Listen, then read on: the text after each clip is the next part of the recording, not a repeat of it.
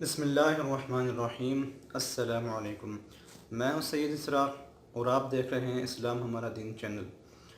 قرآن پاک پڑھنے کی اور پڑھانے کی بہت زیادہ فضیلت ہے۔ چنانچہ ارشاد ہوتا ہے کہ قرآن مجید کا ایک لفظ پڑھنے پر 10 نیکیاں ملتی ہیں۔ قرآن مجید اللہ کا کلام ہے، اس کا پڑھنا اور پڑھانا ثواب کا کام ہے۔ اس کا ایک حرف پڑھنے پر 10 نیکیوں کا ثواب ملتا ہے۔ چنانچہ فرمان مصطفیٰ صلی اللہ علیہ وسلم ہے، اور یہ ترمذی کی حدیث ہے۔ فرمایا کہ جو کتاب اللہ کا ایک حرف پڑھے گا، ٹھیک ہے، یعنی کہ قرآن پاک کا جو کوئی ایک حرف پڑھے گا اس کو ایک نیکی ملے گی، اور جو 10 کے برابر ہوگی، یعنی کہ جو کوئی ایک لفظ پڑھے گا تو اس کو 10 نیکیاں میں ایک نیکی ملے گی، اور وہ نیکی 10 نیکیوں کے برابر ہوگی۔ آپ نے فرمایا کہ میں یہ نہیں کہتا کہ الف لام میم ایک حرف ہے، ٹھیک ہے، بلکہ فرمایا کہ الف لام میم یہ تینوں الگ الگ حرف ہیں، یعنی آپ نے یہ 3 حرف پڑھے الف لام میم، تو آپ کو کتنی نیکیاں مل گئیں؟ 30 نیکیاں مل گئیں، کیونکہ ایک حرف کے بدلے 10 نیکیاں ہیں، ٹھیک ہے۔ تو آپ نے 3 لفظ پڑھے، آپ کو 30 نیکیاں مل گئیں۔ سبحان اللہ، کتنی فضیلت اور برکت ہے۔ اس کے بعد ایک اور جگہ فرمایا کہ اللہ تعالیٰ نے ہمارے لیے ثواب کمانا کتنا آسان کر دیا ہے، لیکن ہم ہیں کہ حرص نہیں کرتے۔ ہم نیکیاں کمانے کی حرص نہیں کرتے، ہم ثواب کی حرص نہیں کرتے، اور ہم گناہوں میں پڑے رہتے ہیں، فضول گوئی میں، فضول باتوں میں پڑے رہتے ہیں، لیکن ہم نیکیوں کی حرص نہیں کرتے۔ اگر فرض کیا ہمیں کہیں سے پیسہ ملے تو ہم اس کے لیے دوڑے مارے پھریں گے، مگر نیکیوں کے لیے ہم حرص نہیں کرتے، یعنی کہ نیکیوں کا ہم لالچ نہیں کرتے کہ ہمیں نیکیاں کمانی ہیں۔ اس کے بعد مزید یہ کہ نبی کریم صلی اللہ علیہ وسلم کا ارشاد ہے کہ تم میں سے بہترین شخص وہ ہے جس نے قرآن سیکھا اور دوسروں کو سکھایا۔ یہ آپ صلی اللہ علیہ وسلم کا ارشاد مبارک ہے۔ حضرت سیدنا اوس بن حذیفہ بیان کرتے ہیں کہ ایک رات سرور کائنات صلی اللہ علیہ وسلم خلاف معمول تاخیر سے تشریف لائے، تو ہم نے عرض کی کہ یا رسول اللہ صلی اللہ علیہ وسلم، آج رات آپ دیر سے تشریف لائے، کیا وجہ ہے؟ تو آپ صلی اللہ علیہ وسلم نے فرمایا کہ قرآن مجید کی تلاوت کا میرا ورد رہ گیا تھا، میں اس کو مکمل کر رہا تھا، تو اس کے پورا کیے بغیر میں نے آنا گوارا نہیں سمجھا۔ یعنی کہ آپ صلی اللہ علیہ وسلم کا بھی یہ معمول تھا کہ آپ صلی اللہ علیہ وسلم بھی قرآن مجید کی تلاوت فرمایا کرتے تھے، اور ہم کو یہ ہمارے لیے ترغیب ہے ہم کو سکھانے کے لیے کہ آپ صلی اللہ علیہ وسلم کا معمول تھا کہ آپ قرآن پاک کی تلاوت کرتے تھے۔ قرآن پاک کی بہت زیادہ فضیلت ہے۔ قرآن پاک قیامت کے دن شفاعت کا سبب بنے گا۔ جو قاری قرآن ہوگا، یعنی کہ جو قرآن پڑھنے والا ہوگا، قرآن پاک اس کے لیے شفاعت کا سبب بنے گا۔ قرآن پاک قیامت و دن اپنے پڑھنے والے کی شفاعت کرے گا۔ اور یہ مزید یہ کہ قرآن پاک اگر آپ نے پڑھنا ہے تو صحیح تلفظ کے ساتھ پڑھیے۔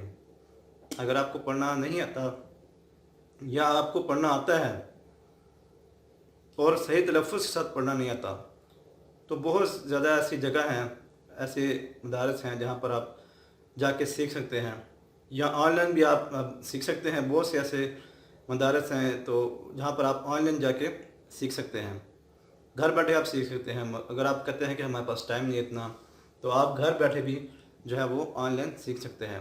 اگر کسی شخص نے، کسی بھائی یا بہن نے آن لائن قرآن مجید پڑھنا ہو یا سیکھنا ہو، تو وہ مجھے اس چینل پر مجھ سے رابطہ کرے، نیچے کمنٹس میں اپنا نام لکھے اور بتائے کہ میں یہ سیکھنا چاہتی ہوں یا چاہتا ہوں، تو میں ان کو انشاءاللہ آپ کو میں نمبر دوں گا ایک، اور مدرسۃ المدینہ کا آن لائن جو ہے وہ کورس کرائیں گے وہ، اس میں قرآن مجید حفظ بھی کرایا جاتا ہے آن لائن، قرآن مجید تجوید سے بھی پڑھایا جاتا ہے آن لائن۔ تو کوشش کیجئے کہ قرآن مجید اگر پڑھیں تو مخارج کے ساتھ پڑھیں، مخارج یعنی کہ جو اس کے صحیح تلفظ ہیں اس کے ساتھ پڑھا جائے۔ تبھی اس کا اصل جو مقصد وہ پورا ہوگا اور اس کا اصل میننگ جو ہے وہ اس کا ظاہر ہوگا۔ تو کوشش کریں قرآن مجید کی تلاوت روزانہ کیا کریں، شروع کریں انشاءاللہ۔ ڈیلی کا آپ نے شروع کرنا ہے، اس طرح کہ ڈیلی کا جو ہے وہ آپ نے ایک صفحے سے شروع کریں، پھر آہستہ آہستہ جب آپ کی روٹین بن جائے تھوڑی سی، پھر 2 صفحے، پھر اس طرح ربع، اور جب ربع کی عادت بن جائے تو اس کے بعد آپ نصف تک پڑھیں۔ جب آپ نصف تک پڑھیں گے پھر آپ کو قرآن پاک کی تلاوت کچھ مشکل نہیں لگے گی، پھر روانی بھی ہو جائے گی اور عادت ہو جائے گی، پھر پڑھنے کا دل بھی کرے گا، بوجھ نہیں ہوگا، بوریت نہیں ہوگی، پھر آپ کا دل کرے گا میں قرآن پاک پڑھوں۔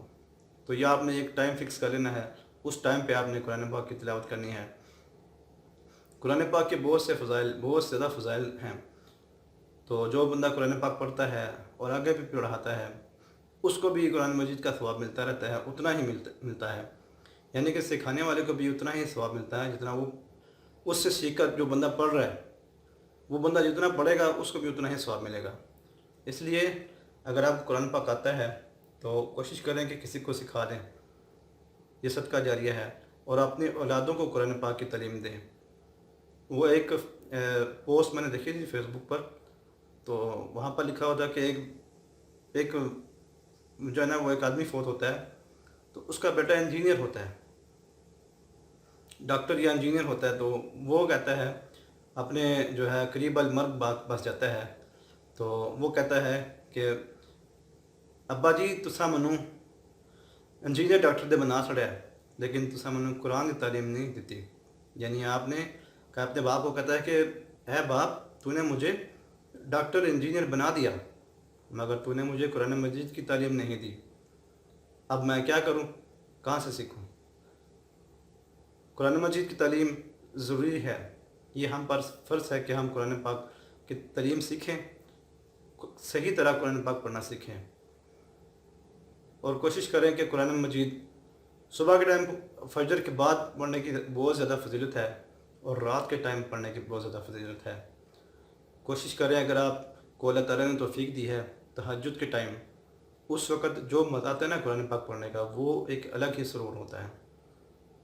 آپ کبھی ٹرائی کر کے دیکھیے کہ تہجد کے ٹائم جو مزہ آتا ہے نا قرآن پاک کا، یعنی کہ رات کے وقت جو مزہ آتا ہے نا قرآن پاک کا، وہ ایک سرور الگ ہی ہوتا ہے، کیونکہ اس وقت آپ کو کسی نے بلانا نہیں، کسی نے ڈسٹرب نہیں کرنا، آپ کا رابطہ صرف آپ کے رب سے ہوگا، اس لیے بندے کا رابطہ اپنے رب سے ہو جاتا ہے اور پھر قرآن پاک پڑھنے کا مزہ آتا ہے، اور وہ کیفیت ایک اور ہو جاتی ہے رات کو تہجد کے ٹائم جو ہوتی ہے۔